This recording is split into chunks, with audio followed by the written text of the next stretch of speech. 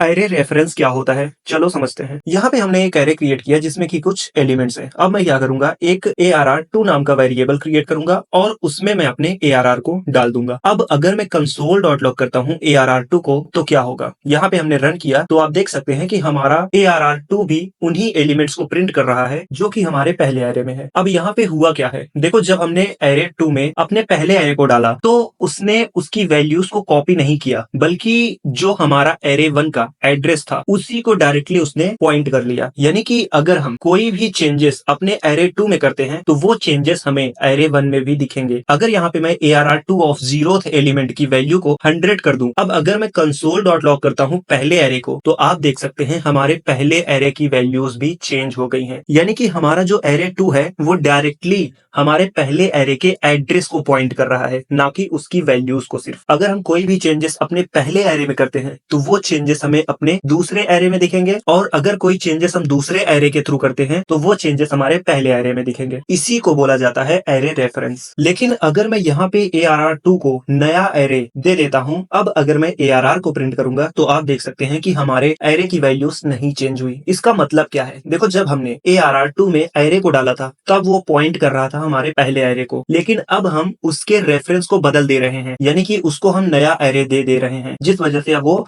दूसरे एरे को पॉइंट करने लगा है। तो इसीलिए हमारे पहले एरे में कोई भी चेंजेस नहीं दिखते हैं।